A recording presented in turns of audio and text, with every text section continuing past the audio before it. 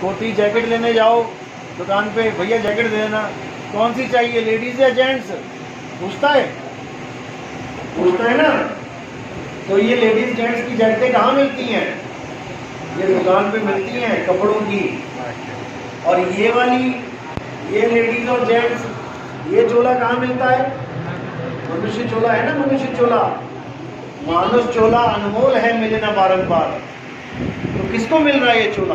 कौन है जो इसको पहन के बैठा है?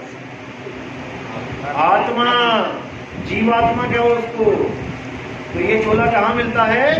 कौन सी दुकान में? माँ के गर्भ में। ये चोला माँ के गर्भ में मिलता है। उसके बाद डॉक्टर को कहते हैं अल्ट्रासाउंड करा दो जी, लड़का आया कि लड़की आई। अब अल्ट्रासाउंड की मशीन क्या चेक कर रही है? चोले को चेक कर रही है कि लेडीज कपड़ा पहन के आ रहा है जीव, या जेंट्स कपड़ा पहन के आ रहा है जीव। अब जीव लेडीज और जेंट्स नहीं है, कपड़ा लेडीज और जेंट्स है। वही जीव लड़के का कपड़ा पहन के आ गया तो थालियां बज रही हैं, और लड़की का कपड़ा पहन के आ गया तो शोक मना रहे हैं, केवल कपड़े की वजह से। जीव दोनों में समान है, और दोनों में क्या, सब में समान है। जितने भी ये चींटी, बकरी, मुर्गी, कॉकरोच, सब में जीव है। ना वो लेडीज है ना वो जेंट्स है, वो जीवात्मा है। जीवात्मा यानी भटक रही है बेचारी। अब इसको हमने इसकी भटकना खत्म कर देनी है। इसकी जो चल अवस्था है इसको हमने अचल अवस्था तक पहुंचा देना है।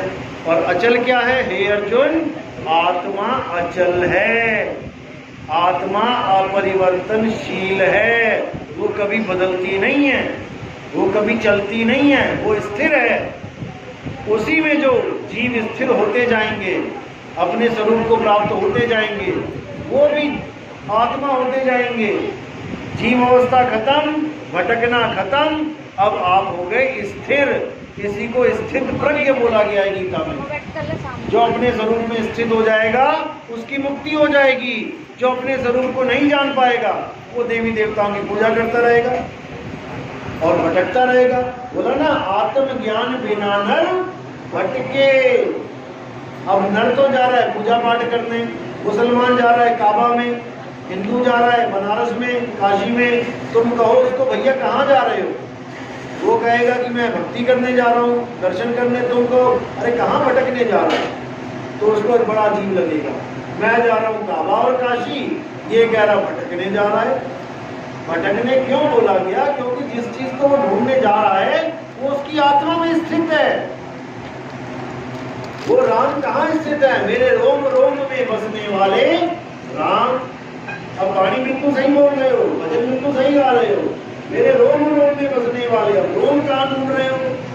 रोम ढूंढ रहे हो मंदिर में, जा रहे हो मंदिर में। भाई रोम तुम्हारी काया में है, तो ऐसा भेदी गुरु ढूंढो जो तुम्हारी काया में ही परमात्मा लगाव करा दे। जब हनुमान जी को विभीषण ने पूछा कि राम और सीता तो जा रहे हैं, वो तो निकल गए, अब तू है अमर। हनुमान जी अमर है ना, फिर तू कहाँ ढूंढेगा राम और सीता को? तो उन्होंने कोई मंदिर बताया था क्या? उन्होंने क्या बताया, क्या दिखाया? अपना सीना चीर के दिखा दिया। राम और सीता कहाँ बैठे थे? उसके सीने में। तो वो संकेतिक ज्ञान था कि भगवान को कहीं ढूंढने की जरूरत नहीं है, भगवान तुम्हारे अंदर बैठा है। मन के अंदर ही मंदिर है। लेकिन परमात्मा कहाँ? ये तो भगवान बता दिया कहाँ बैठा है, तत्व बता दिया कहाँ बैठा है, तत्वों में बैठा है।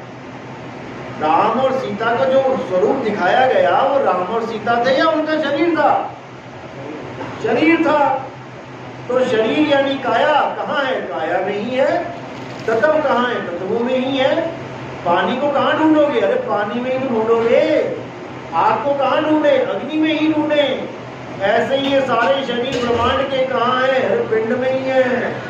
जो पिंडे सो ब्रह्मंडे, जिन खोजा तिन पाया। तो शरीर रूप में वो अंदर है। आपके अंदर नहीं है क्या शरीर? सपने में क्या देखते हो? सपनों में क्या देखते हो? हाथी, घोड़ा, शेर, चीते, भालू, ये कौन है? शरीर ही तो है।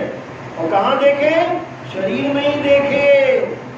शरीर में ही शरीर छुपे हुए हैं। और परमात्मा कहाँ है?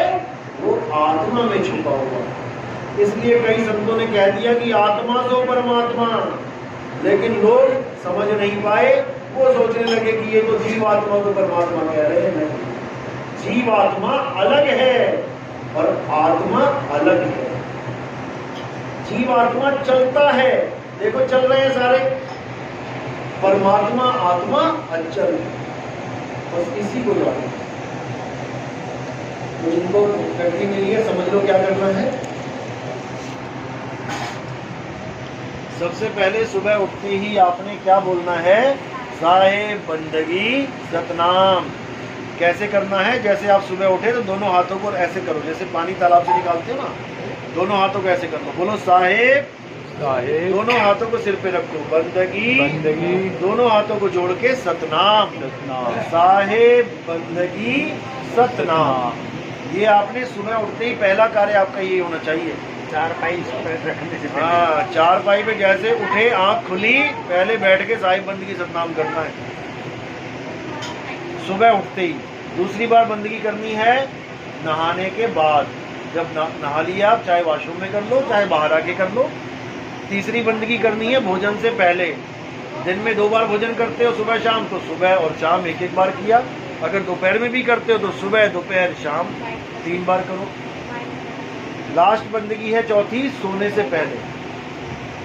4 बंदगी है, याद रखना। चारों बार में ऐसे ही करना है, साहेब बंदगी सतनाम। शर्माना नहीं किसी से भी। नहीं, ये ऐसे क्यों करते हैं, ऐसे ही क्यों करते हैं, ये आपको अगली दीक्षा में पता लगेगा। जब इससे अगली दीक्षा मिलेगी तब आपको समझ में आया कि ऐसे क्यों करते हैं।